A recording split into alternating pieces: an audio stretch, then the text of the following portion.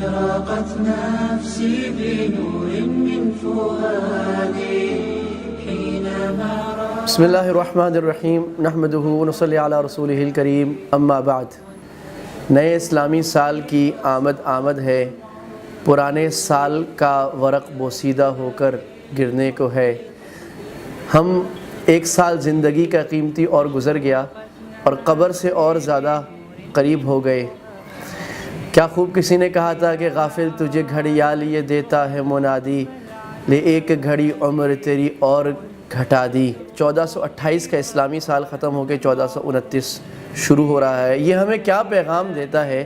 سب سے بڑا پیغام کسی سال کا گزرنا تو ہمیں یہ دیتا ہے کہ ہماری مہلت اللہ تعالیٰ نے جو ہمیں دی تھی وہ کم ہو رہی ہے۔ یہ جو وقت کی امانت اور وقت کا تیر ہمارے پاس ہے، یا برف کی طرح کا وقت ہمارے پاس ہے، یہ ختم ہونے کو جا رہا ہے۔ کسی نے کیا خوب کہا تھا، ہو رہی ہے عمر مثل برف کم، چپ کے رفتہ رفتہ دم بدم۔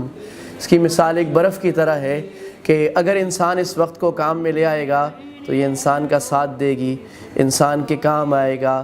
اگر وقت کا ساتھ نہیں دیا جائے گا، اسے فارغ چھوڑ دیا جائے گا، یا بیکار کام میں لگا دیا جائے گا، یا گناہ کے کام میں لگا دیا جائے گا، یا بے وقت کیا جائے گا، تو یہ وقت ہمیں کھا جائے گا۔ کسی نے کیا خوب کہا تھا کہ وقت ایک تلوار کی طرح ہے، یا تم اسے کام میں لے آؤ یا وہ تمہیں قتل کر دے گا۔ رسول اللہ صلی اللہ علیہ وسلم کا ارشاد گرامی ہے کہ نعمتان مغبون فیہا کثیر من الناس، دو نعمتیں ایسی ہیں جس میں لوگ بہت دھوکے میں پڑے ہیں، الصحہ والفراغ، صحت یعنی ہیلتھ، اور فراغ یعنی فراغت اور ٹائم، وقت۔ لوگ یہ سمجھتے ہیں کہ بہت ٹائم پڑا ہے، کام کر لیں گے، حقیقت میں یہ وقت ہمیں کھائے جا رہا ہے۔ آپ صلی اللہ علیہ وسلم نے فرمایا تھا کہ 5 چیزوں سے پہلے غنیمت جان لو۔ اس میں ایک بات آپ نے فرمائی تھی، فراغک قبل شغلک، اپنے فارغ وقت کو مصروف ہو جانے سے پہلے۔ یہ نہ ہو کہ ابھی تو کہیں بہت ٹائم ہے اور پھر یہ وقت آ جائے کہ اب تو ٹائم نہ رہا، اب تو قبر کی منزل آ گئی، اب تو مصروفیت آ گئی۔ لہٰذا میرے عزیزوں، اگر اب تک ہم نے وقت کو برباد کیا ہے، ایک نیا صفحہ کھولنے کا وقت آ گیا ہے۔ جس طرح پچھلے اکاؤنٹس کو بند کر کے نئے اکاؤنٹس کھولے جاتے ہیں، ہم یہ عہد کر لیں کہ اس سال کو ہم اہمیت کے ساتھ گزاریں گے۔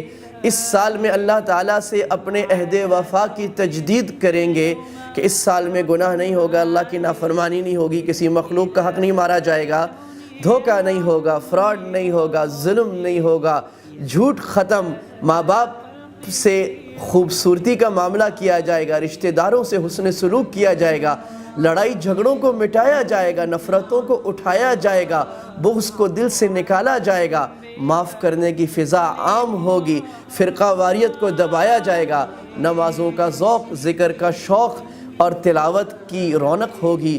اس سے ہم اپنے نئے سال کو آئیے عہد کرتے ہیں کہ وَالْعَصْرِ إِنَّ الْإِنسَانَ لَفِي خُسْرٍ۔ اللہ نے قرآن کی آخری صورت میں کہا تھا، زمانہ اس بات پر گواہ ہے، زمانے کی قسم، بائی دا ٹائم، ساری دنیا نقصان میں، خسارے میں برباد کر گئی وقت کو، سوائے وہ لوگ جو ایمان لائے، نیک عمل کیا، ایک دوسرے کو حق کی بات کرتے رہے اور ایک دوسرے کو صبر کی بات کرتے رہے۔ ہم اپنا نیا سال اس عزم کے ساتھ گزاریں کہ اس میں اللہ کو راضی کریں گے، مخلوق کی خدمت کریں گے، اپنے ملک و ملت کی خدمت کریں گے، نیگیٹیوٹی اور منفیت کو ختم کریں گے، مثبت کام کریں گے، قوم کے لیے کچھ کر کے جائیں گے۔ کسی نے کیا خوب کہا تھا کہ شکوے ظلمت شب سے تو کہیں بہتر تھا، اپنے حصے کی شمع جلاتے جاتے۔ اللہ تعالیٰ یہ نیا سال ہماری زندگی کا پر رونق سال بنائے۔ وما علینا الا البلاغ، وآخر دعوانا ان الحمد للہ رب العالمین۔